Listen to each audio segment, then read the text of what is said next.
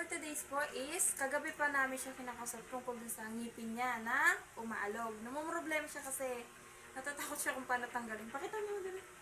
Ayan o. Natutumba na siya. So, ang ginawa ko, para hindi siya kabahan, pinapanood ko siya sa YouTube na kung paano bunutin yung teeth ng bata. So, sabi niya sa akin kagabi, pag-iisipan daw muna niya. And then ngayon, sabi niya, Mama, ready na ako na bunutin yung teeth ko. So, ngayon guys, bubunutin natin yung teeth ni Yasi. Hindi ka natatakot? Hindi na. Okay na? Opo. Buo na yung desisyon mo. Opo, papayag na po ako. Papayag ka na po. Opo. Kasi pag binunot yan ni Mama, tutubo yung bagong teeth. Okay? Opo, magtutubrush. And then pag tumubo na yung bagong teeth niya, kailangan mag-toothbrush ka na lagi. So, nagtutoothbrush naman siya lagi guys. Kaya lang, siyempre, meron talaga siguro pag bata. Talagang natatanggal yung mga ipin, tapos napapalitan din naman. Yeah. Kailangan na natin siyang bunutin kasi para yung bagong tutubo na ipin, maganda yung maganda yung pagkatubo niya. Kasi pag hindi natin siya binunot, anak ko, tapos tutubuan siya, ang mangyayari na, magiging papasok yung ipin, parang medyo pangit yung pwesto. Okay? Okay ka na? Opo. Ha? Opo. Okay na? Opo. Bubunutin niya ni Mama. Opo.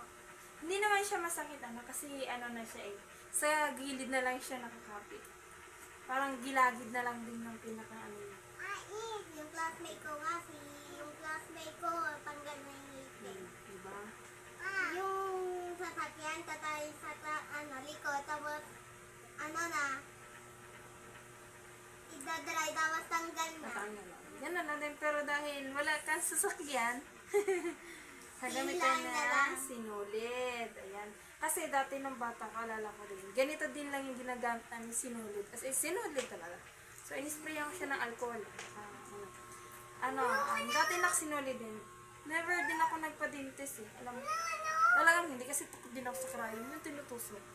Then, ang ginagawa ko na lang din nung pag may ipin na umaalog sa akin, kinaano ko siya. Kasi parang, ako lang din yung ito nagtatanggal.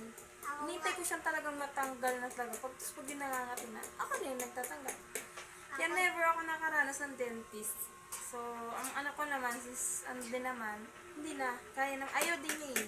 Ako din, nasisira, natatakot ako nasisira ang ngipin. So, pagka may tumubo ng bago, dapat lagi na magtututbrush. Alagaan ng mabuti.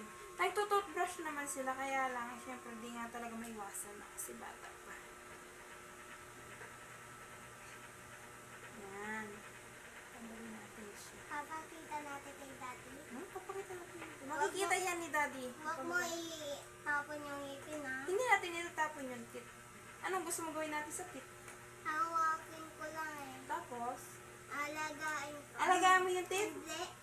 Tatago ko doon. Itatago po. Opo. Tago mo yung tit. Opo. Tapos papakita ko kay Daddy. Ayun.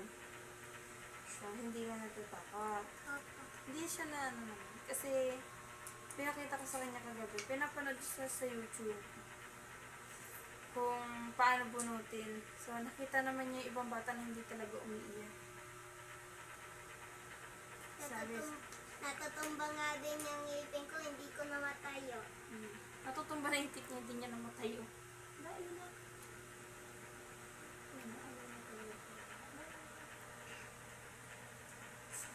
Kasi inaano ko baka may tumubo din naman. Para, siya. So, na natin guys. Mahal ko pati yung anak ko. Open your mouth, anak. Makikita ko din sa classmate ko. Open, makikita yung classmate ko kasi nakikita. Open your mouth. Open your mouth lang ha. Iyawan ako. Open your mouth. Hindi ka, huwag kang kabahan. Open your mouth.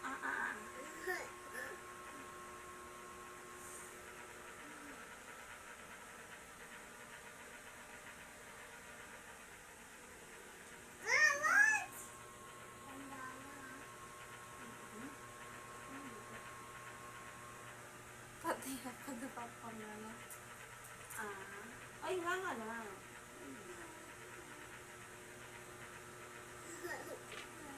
lang. Hindi naman, hindi pa naman mo katawan. Bibilang ikaw.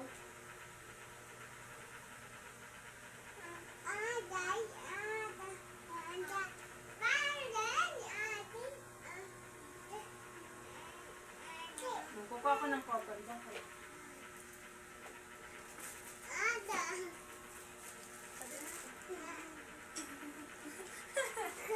Ah, natin laway mo. Kasi, so, ayan guys, tinalian ko na siya ha. Tinalian ko na siya. Hawakan niyo yung cotton kasi pag ano, gaganon niya na agad. So, Iiyak din ako. huwag ka na umiyak. Hindi mo naman kailangan umiyak. Takot nga ako, iiyak ako eh. Ba't kaya? Di ba sabi mo sa akin kagabi, okay na, kaya mo na? Dandan kasi hilang. Dandan, mas masakit yun. Oo nga, kaya nga. Dahan-dahanin naman yan ni Mama. Oh. Bibilang ikaw ng 1, 2, 3, hanggang ilan? Hanggang 12. And then after ng 12, gaganunin ko na siya. Pagkatapos ng 12, Dandan, wag mo ganyanin. dadandahanin ko, ganon. Dahan-dahan as in ganon. Apo, ganyan. Dahan-dahanin talaga ni Mama siya. Kaya sila na Namumudha siya kaya parang ako yung pinakabahan. Pero okay na. Di ba sabi mo sa akin, kaya pag-iisipan mo. Tapos sabi mo kanina umaga, okay na, nakapag-desisyon ka na ipapagbuhat mo yan. Di ba?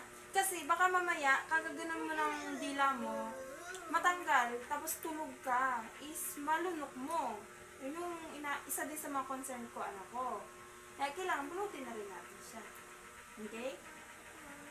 So, ayan guys, naputol yung video natin kanina, pero okay lang.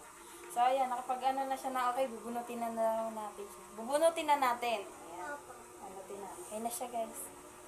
Bubunutin na. Dudugo lang yan konti. Konti lang yung Lalagyan dugo ko niyan. lang. Konti lang. Konti lang yung dugo niyan, hindi naman yung sobra. Mama, bilang ka ng 20 no? Ha? 20. O, bilang ka. 1, 2, 3, 4, 5, 6, 7, 8. Ganun lang. 8, 9, 10. 11, 12, 13, hanggang 20. Hanggang 20 talaga. Hindi ba pwedeng ano ko? Di ba? Magbilang ikaw. Ako. Pag inano natin kasi siya, guys. Alam mo, parang ako yung kinakaba.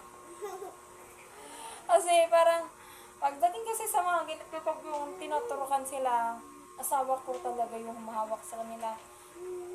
Pag yung tulad ng sa hospital, kailangan nilang turukan or pag may mga talagang daddy nila yung pinapahawak ko, hindi ako kasi ano ko nervous ako. Actually nung nanganak din ako sa kanila, nilalagyan din ako ng mga swer ganyan, tinuturukan ako. Andun yung asawa ko kasi pagdating sa karayom, takot talaga ako.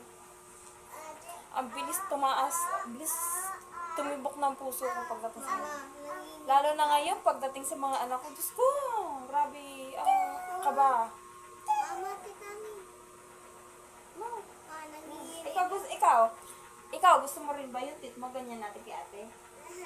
Ha? Bubunutin ko rin? Ate, masakit to. Gusto mo tulad ng kay ate?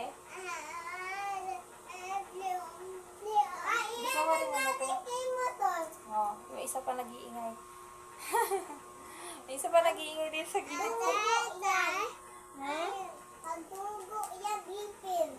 Natin, bilang na lang ikaw. Nga ka lang. Nga ka lang. Nga lang, ikaw nga. Nga ka. Nga, 1, 2, nga, Ay, nga kasi. Alis dyan tali. Sige nga, open your mouth, Like this, ate, Big. Oh my God, where's your teeth? Oh, di ba? Pakita mo. Ayan na siya, nabunot na. Pakita mo yung teeth mo. Ayan. Ay, pakita mo yung teeth mo. Asan yung teeth mo? Asan na yung teeth? Ayan, pakita mo sa kanila yung teeth mo. Ayan. Okay lang yan. It's normal yan, anak ko. Pakita mo yung teeth mo. Ayan yung teeth niya, guys. So, diba? Ang liit pang small pa. Very good yung ate ko. Hindi siya umiyak.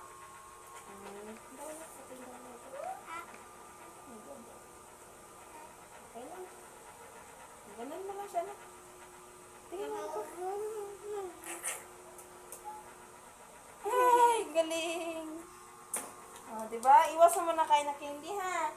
O, sabi mo, thank you po. Thank you po. Bye-bye. O, bye-bye na ikaw. Bye.